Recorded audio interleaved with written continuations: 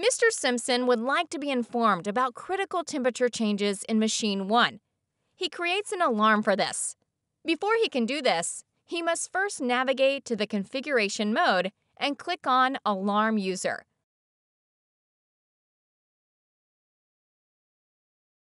Using the Create Alarm User button, he can create a new alarm user.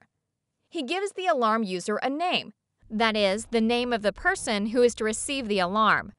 In this case, he himself is the alarm user. He selects the time zone in which the alarm receiver is located. He enters the email address and cell phone number of the alarm receiver. He clicks on Save to adopt his entries. By clicking on the pin, he can define the alarm plan.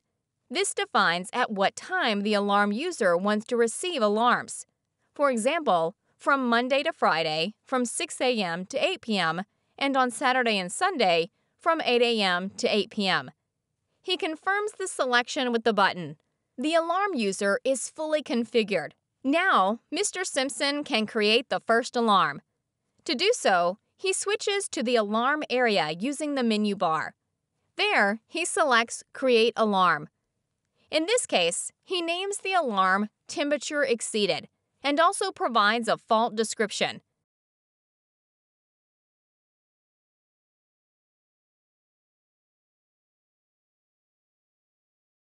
The alarm will be sent to him, Homer Simpson, and will be sent immediately and not as an hourly or daily summary. It will be sent both by email and by SMS. The alarm has been created successfully.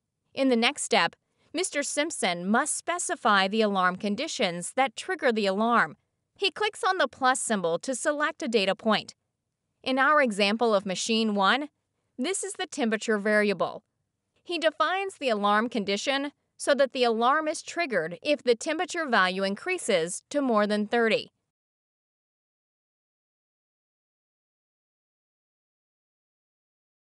We see that the current temperature is 27.19 degrees.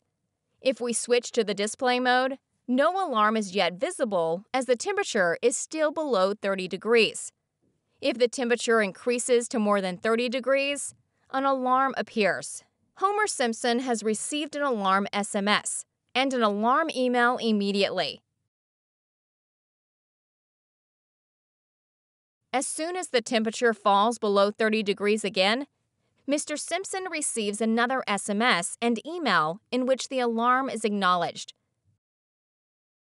Mr. Simpson can see that the alarm has been cleared. By clicking on the question mark, he can monitor when the alarm was ended. If he has activated the acknowledgement field in the configuration, then he must acknowledge this alarm manually to end it.